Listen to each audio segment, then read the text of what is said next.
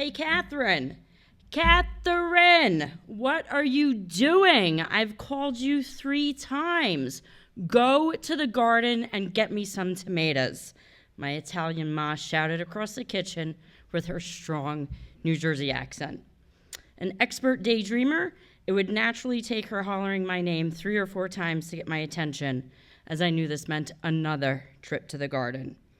This garden, as I saw it through my young eyes, was just a box of chores. I could never see it until now. And as an adult, I finally understand this magical place.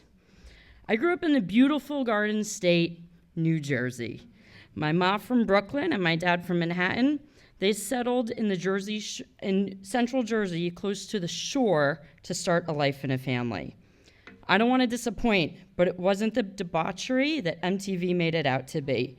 Sure, we had plenty of examples of boardwalk mayhem, but this story begins in gorgeous Monmouth County. Jersey is a place where the seasons are clearly defined. Winter are freezing, and summers are always a scorcher. I remember snowstorms that lasted days and summer nights in our backyard that was aglow with fireflies, or lightning bugs, depending on where you're from in the country. Spring always came in like a lion, with a typical late season nor'easter, and fall painted the trees with ambers, oranges, yellows, and purples. These seasons contributed to some of the richest soil in the Northeast, perfect for gardening. My mom would find the most joy in spring. In our backyard stood our garden, built from scratch by my dad, with that gentle guiding hand of hers. Chicken wire surrounded a frame of 2x4s to keep out the bunnies and deers that were so attracted to the zucchini and tomato flowers. At the entrance stood a swing door and latch to protect my ma's precious harvest. She would spend hours turning the soil, planting seeds, pulling weeds, and watering, and then starting all over again. But she also knew how to delegate, and oh, how she delegated. The daily task given to my big sister and I, around the ages of 8 and 5, was dragging the hose across the lawn, watering the plants, and then dragging it all the way back. The hose spigot was off the back of the house all the way over there, and the garden was all the way over there. The hose was green, warm from the summer sun with the leftover water in it, and as was heavy as the expectation of completing the chore, with my ma's eyes glaring from the window. A test we loved and did so willingly. As late spring would arrive, the seedlings would sprout. Every day she dedicated time after a hard day's work, paying careful attention to each and every plant. One side of the garden was completely dedicated to tomatoes, those world-famous Jersey tomatoes. These beauties were the size of a softball and could be a meal on their own. As kids, we were taught it was completely appropriate to eat one just like an apple. The preparation was simple. Pick the best one by ritually laying them out on the counter, make a smooth slice right down the middle, and top with a touch of olive oil and a sprinkle of salt and pepper to draw out the natural flavors. Take a big bite and let it just run right down your face. The soft but meaty texture was as succulent as a lobster and reminiscent of those good old Jersey days. And on the other side of the garden grew peppers, cucumbers, zucchini, jalapenos, strawberries, and watermelons. We observed as each sun-kissed plant grew taller by day, spreading their leaves with while their tiny flowers bloomed. This was a very proud moment, not only for my ma, but for all of us as we each played a part. It was a valuable lesson taught at a very young age that your contributions matter. We had months worth of fruits and vegetables and all the tomatoes imaginable for my dad's Sunday sauce. A ritual he would start early Sunday mornings and leave the pot on low and slow all day long.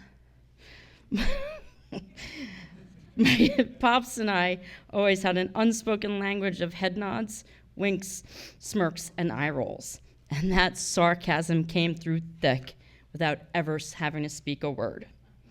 It was special, and I miss it. And I miss him terribly.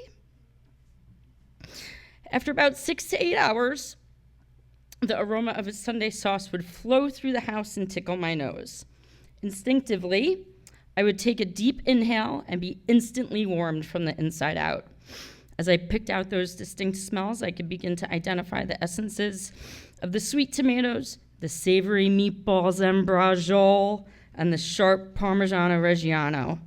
Wherever I was in the house, the expert daydreamer would come out of me, floating on my pasta cloud, inhaling that nectar. I would hear something faint in the distance, and then it's louder and louder, and I know it's my ma in the background yelling at me to come set the table. And I finally realize it's the third time, and I gotta go. I'm instantly pulled back to reality and run to the kitchen as my mouth is now watering and stomach growling, and get to those chores of setting the table. Sunday dinners were the best. My aunt, uncle, and 2 cousins, they lived next door. They had a garden. Next door to them lived my grandmother, who also even had a bigger garden. This meant for every Sunday dinner, we had 9 gathered around the table. So there was never a shortage of sarcasm, teasing, and breaking balls. We rolled meatballs as a family, made braciole as a family, fought over which pasta to have for dinner as a family, and then finally, we broke bread together. The crop was so large that there was no way we could eat them all. Even by cooking them down, we couldn't keep up. So another one of the chores I relished in was to deliver tomatoes around the neighborhood. The romance of sharing the harvest these days sounds amazing, right? But as a kid, you don't get it. The reality of knocking on your neighbor's doors, ringing the bell, and handing over a brown bag of tomatoes is so embarrassing at the age of 9. Like, hi, Mrs. Benedetto. These are from my mom's garden again. Please take some tomatoes. As summer would wind down, we would pick the last of fruits and veggies and prepared for winter. My mom would spend the fall days turning the soil, clipping the dead branches, and securing the garden. Snowy days would come again, only for different chores, like shoveling the driveway, then my auntie's, and then my grandmother's. And oh man, how I longed for the days of pulling that hose across the lawn. And so the cycle continued. Spring, summer, tomatoes, Sunday sauce, and neighbor visits for years to come. I could not have asked for a better way to grow up. And I have shelves of photos that I often flip through to remind me of it. It was in my early teens that I noticed things weren't quite the same in the garden and in the family. My mom spent a lot more time in the garden and found it to be an outlet for the growing tensions between her and my dad. The large gatherings at Sunday dinner became less common as my aunt and uncle divorced and moved away, and my grandmother was stricken with Alzheimer's. The tomatoes just weren't as sweet anymore, and there were no more arguments over the type of pasta to be enjoyed. Our loud, boisterous dinners turned into quiet evenings, and the silence was deafening. And as time passed on, my parents also divorced, and I moved in with my dad. So picture it. A young 16-year-old and her dad. It was a match made on the Jersey Shore. We were like Taffy and Boardwalk, hair metal and Bon Jovi. And I mean it. He took me to my very first rock concert, Warren and Poison at Madison Square Garden. It was amazing. Life started to seem normal again. Our much smaller place had no garden, so instead of growing tomatoes, we would search for all the best fruit and vegetable stands up and down the shore. And there were loads of them. You just had to know where to go to find the best ones. And as my dad used to say, I got a guy. And he did. He had the best tomato guy. He just knew. So our Sunday theme was always the more the merrier. There were never a shortage of laughs and clinking of wine glasses. Even our old friend Sambuca, that glorious black licorice-flavored aperitif, he'd make an appearance from time to time. My dad would always let me have a few sips as a kid, but I was sworn to secrecy a long time ago for what was discussed on those nights. And he'd always lean in and whisper, "Don't tell your mother." As I was coming on 18, I remember getting ready for college, and the realization sank in that I wouldn't have a kitchen capable of recreating our legendary Sunday dinners. And I was going to college in Vegas. What the hell kind of tomato was I going to grow out there? There's no soil, no seasons, no flower buds on our sun-kissed plants. The thought of jarred sauce made me cringe, and I had no idea where the closest farm stand was. My dad gave me some final words of wisdom and sent me on my way, as if I walked through the steam cloud coming off the pasta pot and saw the lights on the other side. But really, it's just the blinking lights of Vegas going crazy.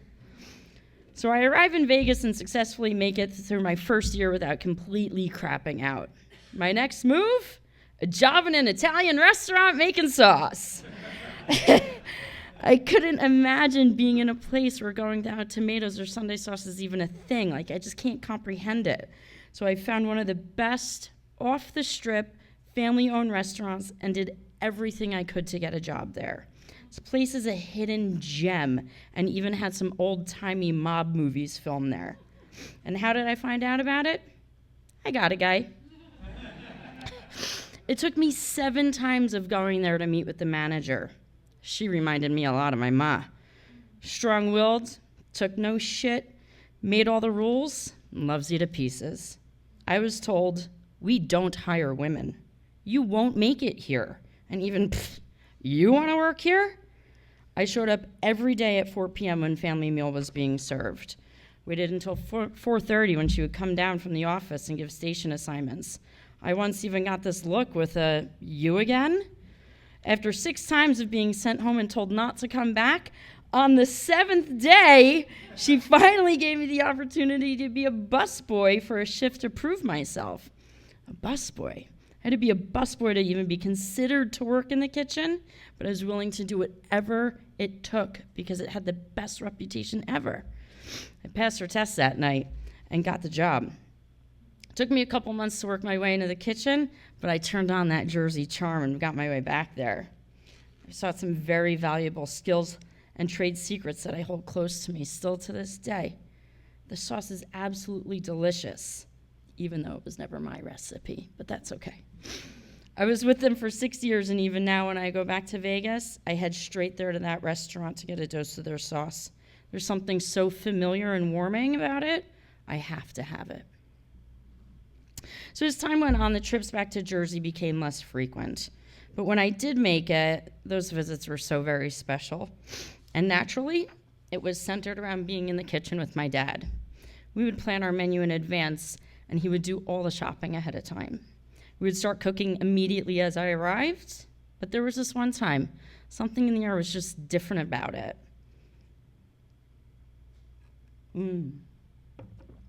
I wasn't in the house for more than 5 minutes, and he's like tugging at my jacket and pulling me into the kitchen.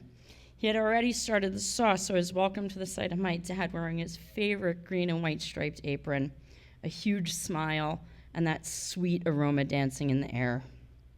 As a kid, it was me who was eagerly awaiting his final taste test and that silent nod of approval. And now, in a reversal, he looks to me and trusts me with that final taste. What an honor that has been bestowed upon me. I grew taller with pride as I walked to the stove. Frank Sinatra's blaring through the house, providing my dad's life soundtrack of I Did It My Way. I can see him smirking out of the corner of my eye as the suspense was building, speaking that unspoken language of ours. Carefully lifting the lid, as the steam wafted from the pot, I would slowly bring it to my nose. I inhaled deeply. Time stood still. Scenes from my childhood flashed at my head. Everything I knew about family and being together and the art of appreciation was all in that pot. Everything I was ever taught about values, struggles, and how your part in life makes a difference was in that pot. And every family legacy that I would carry on for years to come, it was all there. And I finally figured it out. I was experiencing pure joy, and it was all from a tomato.